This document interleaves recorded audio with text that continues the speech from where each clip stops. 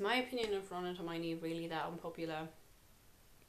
No, I think it is. I'm a big lover of canon, of Harry Potter canon specifically, but really all kinds of canon, but canon. I love J.K. Rowling's role in the franchise as kind of the all-knowing person, and I respect it completely.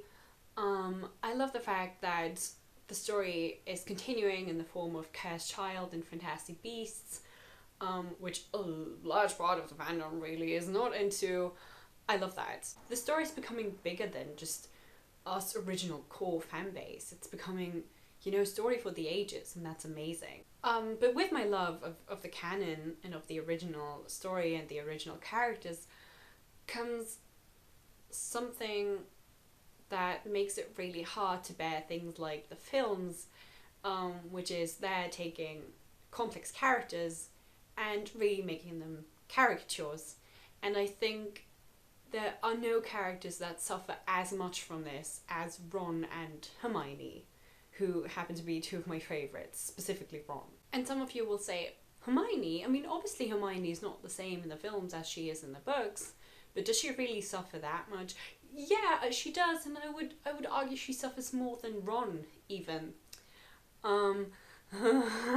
You should know that I've been spending so many hours of my life discussing this, including one of my bachelor's theses. This is not a joke. I literally wrote one of my VA papers about Hermione's adaptation from page to screen and how sexist it is. And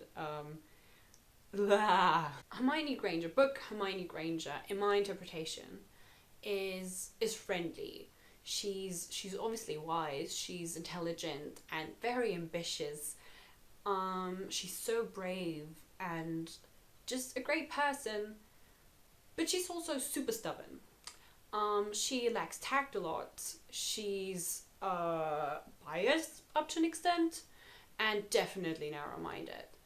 What she isn't is the superhuman creature they created in the films that takes literally like a good 70% of Ron's more meaningful lines from the books and just gives them to her. And obviously everyone's favourite, her telling everyone that the fear of a name just increases the fear of the thing itself in effing Chamber of Secrets, because at 12 you obviously know that. Oh, I'm sorry, almost 13, so I guess that makes a difference. Ron, I mean, is quite stubborn himself. He can be unattentive. He is narrow-minded as well. He's quite sexist, I would say. And yeah, just quite insecure as well. But you know what? He's also absolutely loyal. He's the actual best friend anyone could have. He's so witty. He's so funny. He's warm, he's kind, he's welcoming. And he's certainly not the constantly eating fool that is always scared of things and just generally doesn't have any good qualities that the films make him. There have been a lot of people who have done a lot of great analyses on the matter of, things having been taken away from Ron and given to Hermione, and I will just link a couple of these things in the description box. But again, a lot of you might be wondering, why is that an issue? I mean, isn't it great that a film finally kind of puts a woman front and center, especially a young woman, kind of showcasing her all of her skills? I mean, yes, of course, up to an extent, and it's great to have like a woman who knows a lot and does a lot. But it's also an issue the way they're doing this here, and this is specifically what I concentrated on in my bachelor thesis, which is the fact that the way that they're making it seem is like, well, Hermione's obviously the superhuman, and Ron is absolutely unnecessary. Like, what's even his point in the films, except like a bit of comic relief? But the thing is, putting them into these positions kind of just perpetuates the fact that women have to give 500% in order to be part of the group and to be part of important matters, whereas men can just do whatever they want and not really bring anything to the table and just be there, and they'll kind of still get the glory, which is a thing. I mean, that happens all the time. and it's horrible, but it's also just not really the case in the original book series. Like I just said, Ron and Hermione both have their advantages and their disadvantages. They have, you know, great features, but they also have flaws. I mean, so many in both of them, and they learn, you know, throughout the books. They become better and greater people because they learn who they want to be and how they want to be, and, you know, turning them into caricatures of themselves is horrible in so many ways, from storytelling to feminism. So my main problem with this, you know, because some of you might be like, well, but don't worry, because they are the books and they are read by a lot of people and they will see that Ron, you know, is flawed but has a lot of great qualities, and they will see that Hermione is great but also has a lot of flaws. Yeah, obviously, but I mean, you might be like me and you might read these books on a regular basis or listen to the audiobooks all the time, and, you know, listen to podcasts that dissect these characters, like, I don't know, Harry Potter and the Sacred Text or whatever. But you might also just not have the time to read these books all the time, which is fine. So it's just a lot more convenient to watch the films because, you know, they're really nice to an extent as well. I mean, I love that. Don't get me wrong, I love these films. I mean, I go to the Warner Bros. Studios all the time and vlog it. But obviously with watching these films all the time, the thing is that you kind of remember the film versions of the characters, and that means you remember the sexist and caricatured versions of Ron and Hermione, and then it's not just the entire world remembering these characters, it's also the media and the contributors to the franchise as it's continuing. And unfortunately, up to an extent, I feel like even Jo herself, who I love. And that is what makes me so sad and why I'm so emotional about this. Because I love J.K. Rowling. I love her role in this franchise. I, like you, have read the excerpts that Ron and Hermione should have never been together, which, by the way, were completely taken out of context. And, you know, this is not where her opinion ended up in this article, by the way. I'm going to link to this as well, so you can read the whole thing and not just what tabloids have been throwing around. But I do feel like still her opinion of Ron is influenced by the way that the films have treated his character, and the same goes for Hermione.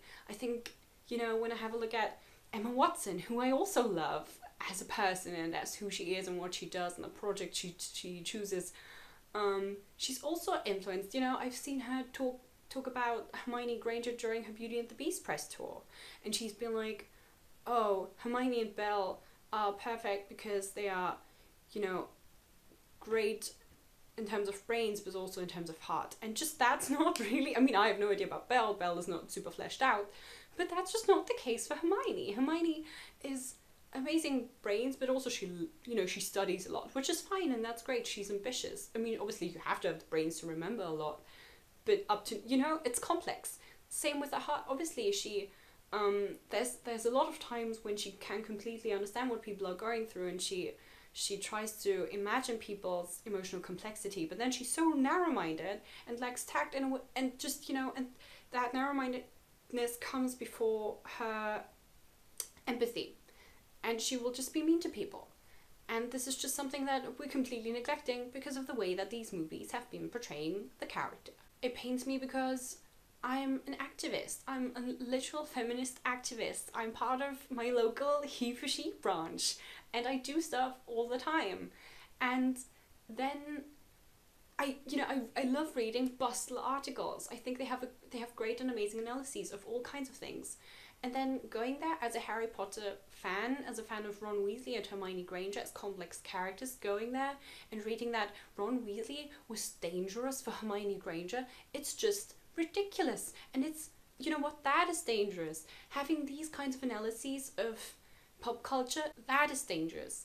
Because we need to stick to the facts. And we can talk about how, you know, the writers and the creative people behind the films took the characters and made them caricatures and made them, you know, simplistic, and how, yes, maybe in the films their relationship doesn't make any sense, but we can't, you know, but if we stick to the actual original material, it doesn't really work that way. So as a feminist, I think simplifying the matter is what's dangerous, because things are never simple. And it hurts me because as a writer, as a storyteller, I'm a person who loves seeing this franchise continue. I'm not one of those people who's like, oh my god, J.K. Rowling, just leave it alone. No, J.K. Rowling, please continue. But also everyone, and obviously it's not just Joe making these things, especially not the ones that are about Harry, Ron, Hermione. Please, everyone, stick to the facts and stick to the complexity and the flaws and good features of the characters that was so brilliantly done in the original series. There's a reason everyone fell in love with this, and there's a reason everyone identifies with the different characters, because none of these characters were 2D. They were 3D. Everyone's gonna be like, she just loves Ron, so she gets emotional and she defends him no matter what, and then she puts Hermione down for it. How is she feminist? Blah blah blah blah. But to be honest, I'm like, just read these books and you'll see it for yourself.